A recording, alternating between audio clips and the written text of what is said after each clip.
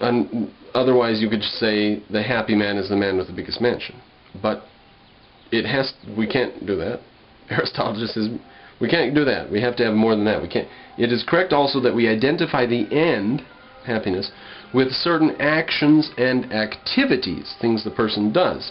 For thus it falls among goods of the soul and not among external goods, actions and activities. If you were completely inactive, you're a king who just sits in a chair all day and forces people to bring you gold, are you happy? And Aristotle would say that it's not a life of action. Maybe it is the diplomacy and the people you have to send out and stuff. Who knows? Maybe that was a bad example, but you get the idea. That it is not external goods that make a man happy. It has to be something in the soul. It has to be something that comes from the action of the person who we identify as happy. Another belief which harmonizes with our account is that the happy man lives well and does well, for we have practically defined happiness as a sort of good life and good action. So, the happy man will live well and do well. So if you want to be happy, you can't be a lying, sucking scumbag. Some people think that they can kiss up to people on the one hand and talk about other people behind their back on the other hand, lie about people, hide things about themselves, and at the end of the day they're going to be happy because they're aiming at... What the hell are they aiming at? So, no, can't do that. We have practically defined happiness as a sort of good life and good action. So bad actions are not going to get you there. Says Aristotle. You take your own view of that. I'm with Aristotle. Good stuff in the background, huh? We skip a paragraph and a sentence at the beginning of the next paragraph.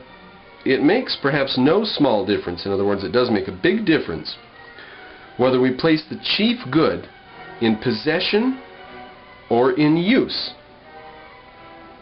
in the state of mind or in the state of activity. Now, there shows the ancient dichotomy between acting and between action and thinking. But sweeping that aside, so let's just go with this first statement of it. Whether we place the chief good in possession or in use. So, is a happy man a man who has this, this, or this? Or a happy man who does this, this, or this, uses his mind, right? Action, use. Those are our two questions here. Is a happy man a man who has things or a man who does things? That's going to be a very, very, very different account. If you say he has things, then you're going to have to figure out what to have, and that's your end of your... then you know the good life. But if you say a happy man is a man who does certain things, you're off on a different track, aren't you? Then you've got to figure out what to do. Now that, ladies and gentlemen, many of you may know, is the definition of ethics. The science of what to do. Okay. For the state of mind may exist without producing any good result, as a man who is asleep or in some other way quite inactive. Right? But the activity cannot. A state of mind can exist that way, but a state of activity cannot. A state of activity has to have a result. For one who has the activity, I think the one who acts is what he means, will of necessity be acting, and acting well. And as in the Olympic Games, it is not the most beautiful and the strongest that are crowned, but those who compete. For some of those are victorious. Right? So, here's the tagline, here's the end, here's the climax of these thoughts. Those who act win, and rightly win, the noble and good things in life. Those who do not act, by the way, and now addending his statement, those who do not act do not win the noble and good things in life. And remember, by action he means that essence of the human soul which is peculiar to humans. Rich stuff. This is good stuff. We skip a ways here. Just acts are pleasant to the lover of justice. Acts of justice are pleasant to the lover of justice, and in general, virtuous acts to the lover of virtue. That's sensible. Now, for most men, their pleasures are in conflict with one another. Let's chew that just a bit. a person who loves justice will want to act justly. But a lot of men want pleasure and happiness out of life, and they go about that by being disagreeable and disagreeable is a really, really good word for it. Grouchy, ornery, rude, and their pleasures are in conflict with each other. They have the pleasure, they want to insult this guy and be rude. And on the other hand, they do want happiness from day to day.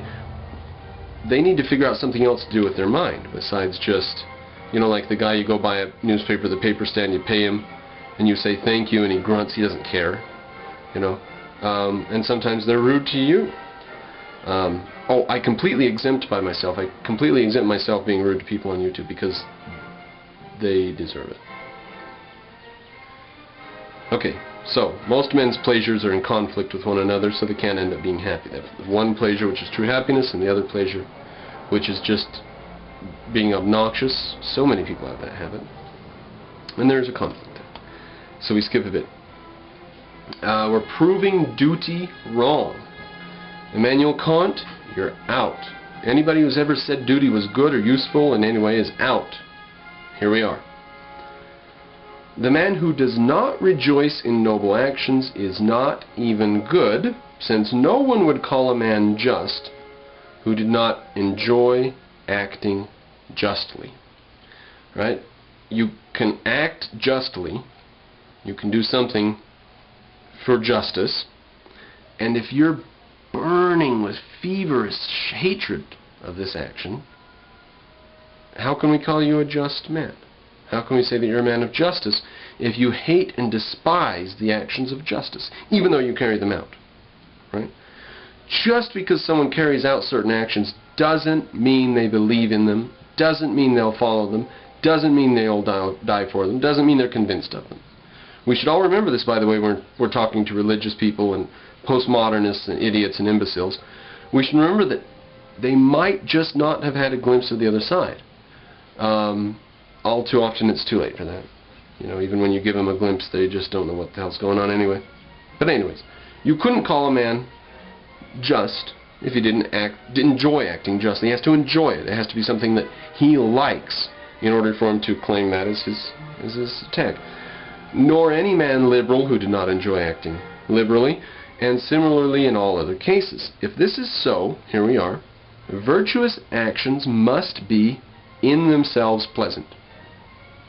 If it is a virtue, it has to be pleasant. Now, some of you are going to reverse that. Some of you will reverse that and say, if it is pleasant, it is a virtue. That's called hedonism.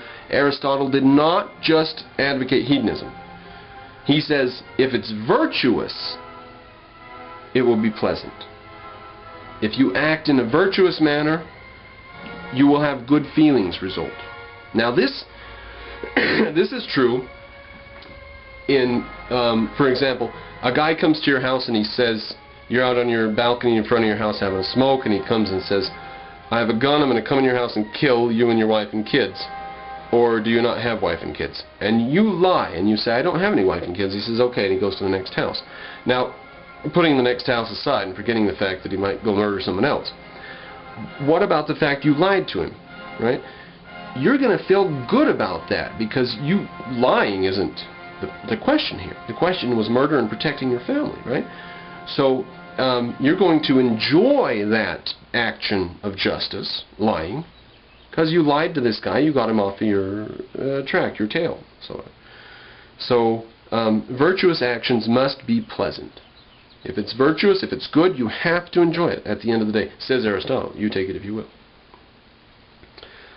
But they are also good and noble, right? Not just pleasant. And they have each of these attributes in the highest degree. Skip the remainder of a sentence. Happiness, then, is the best, the noblest, and the most pleasant thing in the world. And these attributes are not severed, as in the inscription at Delos. Let's take that one more time before we have the inscription at Delos. Happiness is the best, noblest, and most pleasant thing in the world. I couldn't disagree with that. Most noble, here's at the inscription at Delos. Most noble is that which is justest, most just,